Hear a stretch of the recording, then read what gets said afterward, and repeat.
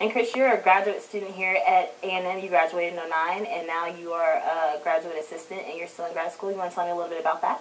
Sure. Yeah, I got my undergrad here at Texas A&M in agricultural communication and journalism, and now I'm working on a master's degree in the same department, basically. There's not actually a master's degree in that field, but that's what I guess my focus is. So, what are some of the duties that come with being a graduate assistant?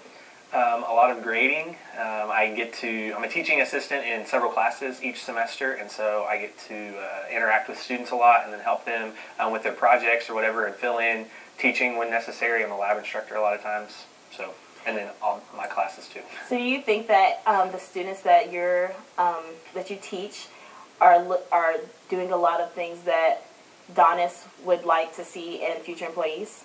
Yeah, definitely. I feel like that the curriculum that we offer here in our program at Texas A&M is a really well-rounded curriculum, and so we walk the students through all the different aspects of journalism, and so they learn the different techniques, but we also give them a lot of application aspects, and so they get things like this where they get to act in the field, and it prepares them more. Instead of just book learning, it's actually doing some of what they would be required to do.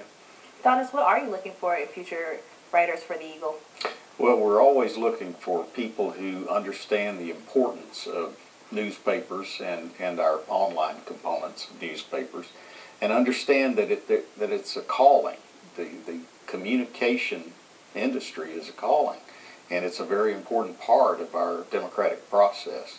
They call us the fourth estate for a reason. You know, you've got your three branches of government, and then there's communications or the media, and the carrying forth of that is a very important function. So I'm looking for people who understand that, number one, who are intellectually curious, who love to learn and to share what it is that they learn, and who never want to stop learning. That's great. That's great. Can you tell me and our viewers, what does it take to be an editor for the Eagle? Well, an editor is a journalist who has practiced his profession long enough to know how to help others to do so, and that's what we do as editors. We edit stories. We take the raw stories that the reporters file and hopefully make them stronger and better and easier to understand. And we also do headlines and lay out the paper and so forth and so on. As editor-in-chief, my job is that I have oversight of the entire newsroom. So everything from sports to features to hard news to the layout desk. And I spend a lot of time managing other people who are then practicing journalism on a full-time basis. Well, what would you say is challenging about this job as editor? Well, every day is a new adventure. Every day there's some new wrinkle to a story that you've never heard of before. And it's really hard to be bored because of that. It's an exciting way to make a living. I can't imagine doing anything else. And the challenging part is frankly staying sharp, staying up on the news and on your toes, and being able to respond very quickly to developing stories. Mm-hmm. So Chris, some of the classes that you assist professors in, what other classes are there at A&M that help students prepare for a journalism career? Oh, wow. Well, I mean, just in our program alone, we have media writing, and we have professional publications classes, which walk students through the entire process of putting together a magazine and some of the different duties that are involved with that. So we have editors, and we have photographers and staff writers and things of that nature. We also have things that involve the online component, and we have classes that deal with broadcasting and television. So we try to walk them through all the different elements for that. And so they move from media writing 1 to media writing 2 to editing, copy editing and stuff like that, and then moving on into publications classes and stuff. Do you plan on doing this longer, like next semester or at all?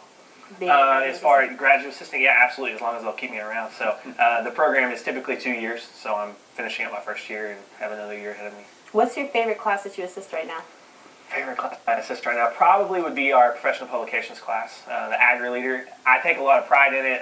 As an undergrad, I had the opportunity to be the editor of the magazine, and it is actually a magazine that's produced by students, for students, and former students, faculty, and it's the only publication that comes out of the College of Agriculture. So we really have an opportunity to present our college in a different light and really let people know what goes on among faculty and students and just different things that are taking place. So I really enjoy that class, and I enjoy seeing students really take ownership of the magazine and what comes out of that, something that's tangible. So wow, that's great, a student-run magazine. So could you give us an example of why these classes would help students determine if a career in journalism would be good for them? Yeah, absolutely. I think that one of the big things is that we want to be able to put our hands on something and see, do I enjoy doing this? Do I like to write? Am I good at it? We get feedback from our professors and our instructors, and we can see by doing these practical aspects of the field whether we enjoy it. I would much rather find out now as a student that I love it or I find out I hate it than take my first job and be absolutely miserable when I get in the newsroom and I'm like, whoa, I've never seen this before, and it's really not anything like I expected. So I think that we give the students an opportunity to really be in that field, in that aspect, and then make a decision on whether they enjoy it or not and whether they're good at it. That's awesome. Donis, what experience have you had that you feel have made you become a better editor over the years? Well, the experience of dealing with a wide variety of stories over the years, handling everything from local political races to hurricanes, from city council meetings to plane crashes. You have to be extremely adept at handling the new and the unknown. And I would also pick up on the statement that it's good to give kids or students an opportunity to learn whether they like this or not. It's hugely important.